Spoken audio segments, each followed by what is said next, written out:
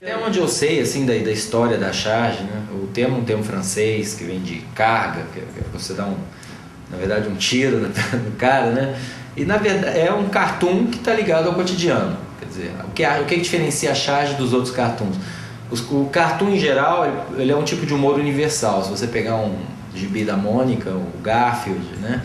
Você não tem que estar inserido no contexto do tempo e do espaço para poder entender aquilo. Já a charge, ela se baseia na notícia, se baseia em algum fato específico, ela tem uma temporalidade que não tem os outros cartoons, né?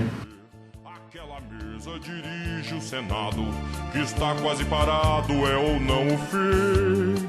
Naquela mesa tá sobrando ele, e a insistência dele tá doendo em mim. E aqui em Uberlândia, por exemplo, a coisa tinha várias limitações para começar, porque a gente tinha os jornais tipográficos, né, que eram jornais que para fazer uma foto, para publicar uma foto, tinha que fazer uma coisa chamada clichê, que era caríssimo. Era uma coisa rudimentar, um pedaço de zinco num pedaço de madeira, né, e ninguém tinha chargistas nos jornais aqui, porque você tinha que fazer um clichê por charge, e clichê era muito caro. Aí veio o advento dos jornais offset, né? Essa era inaugurada em 81 com o Primeira Hora, que foi o primeiro jornal offset, é um jornal já extinto. E foi ali que a gente começou, né? O Valtenho e eu fomos os pioneiros de charge e cartoon para mídia impressa em Uberlândia. Nós éramos muito jovens, eu tinha 17 anos quando eu comecei, e virei o chargista do jornal, né? E virei também um cara que fazia uma tirinha lá. Era eu e o Valtenio, tínhamos as tirinhas. Eu tinha Uru e Bu, que eram dois passarinhos urbanizados, né, assim, e o Valtenio tinha a Serpente Mágica, que era um personagem bem surreal, assim, que ele colocava em várias situações diferentes. E foi ali que foi o começo de tudo. Eu sou de uma geração de chargista pós-Revolução de 64, né? Quando eu comecei a militar na imprensa, em 81, era o início da abertura política. Eu cheguei a pegar o final da ditadura militar. Então, a minha geração é uma geração influenciada por uma coisa mais besteirol, mais descompromissada do que foi a geração imediatamente anterior, que é que teve o Angeli, que é que teve o Glauco, né, o Laerte, os Caruso, né?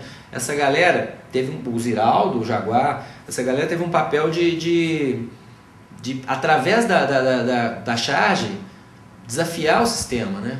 Era um papel que a charge conseguia fazer muito bem, porque como ela usa uma metalinguagem para falar das coisas, era difícil para a censura militar chegar e falar, vou censurar, porque se você fala que é um passarinho na gaiola, quem vai ler aquilo pode interpretar que o passarinho na gaiola um subversivo, entre aspas, ou como eles chamavam as pessoas que eram a favor da liberdade, preso, né, numa cela do DOPS, né? A charge tem o poder de fazer um passarinho na gaiola virar um presidiário, um preso do DOPS, né? E o cara não pode fazer nada sobre isso, porque ele não pode censurar um passarinho na gaiola. Então essa geração, que também pagou um preço à medida em que foi ousada, vários foram presos, perseguidos, né? Tinha um grau de engajamento que a minha geração não precisou ter, porque de repente a liberdade estava aí, né?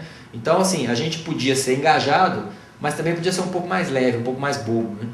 E é gente que eu, por exemplo, fui muito influenciado pela leitura, claro, do Pasquim, dos cartunistas tradicionais, que eu ainda peguei isso, mas também pela revista Mad, pelo Caceta Popular, pelo Planeta Diário, que são os embriões do Caceta e Planeta, que eram jornais, um jornal, uma revista muito abobrinha, mas muito brilhante, é muito mais legal do que o que eles fazem hoje na TV, porque era muito mais irônico, mais sarcástico, um humor muito mais agressivo. E quando eu fui para a internet, né, eu fui ver que além de tudo, além de ter essa postura mais leve, eu podia falar de outros temas, porque a internet é leve, eu podia fugir daquela coisa meramente política e abarcar outras coisas do cotidiano. E eu sempre fui uma pessoa interessada no todo, assim, eu quero saber a novela que está passando, eu quero saber o que está acontecendo no Big Brother, eu quero saber do que as pessoas estão falando no ponto de ônibus, é uma coisa que eu sempre curti, não precisei fazer nenhuma força para isso, o resultado do jogo do domingo, entendeu? E eu trouxe isso tudo para dentro do site. Fatiar a picanha no churrasco de domingo depois de já ter tomado todas. É ponto. Apagar na mesa e cair de cara em cima do copo. É ponto.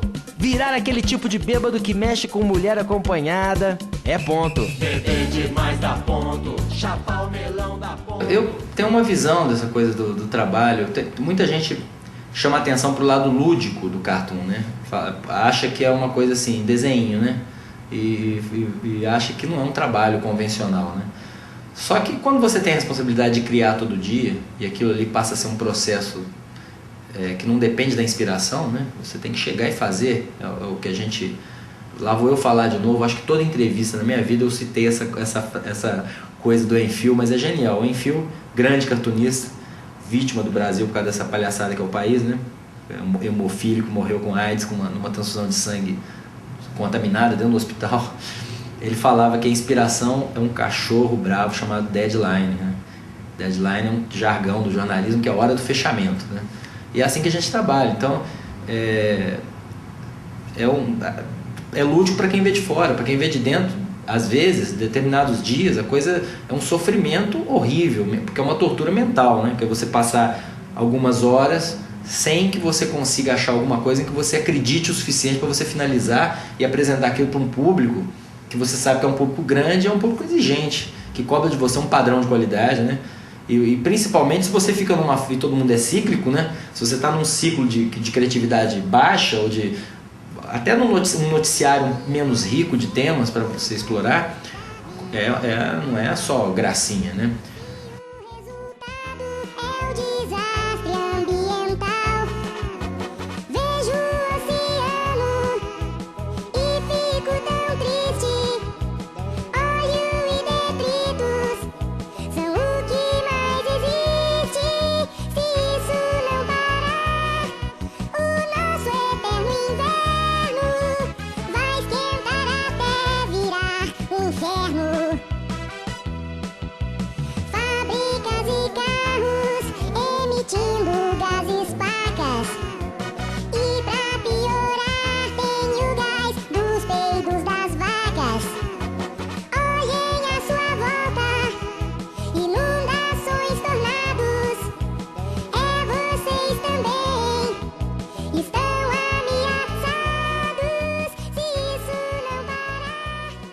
Tenho muito orgulho de fazer parte dessa leva pioneira da internet, que a gente teve um momento único, que é você chegar e descobrir o novo, né? Você não tem paradigma anterior, você pode criar porque não fizeram antes, entendeu?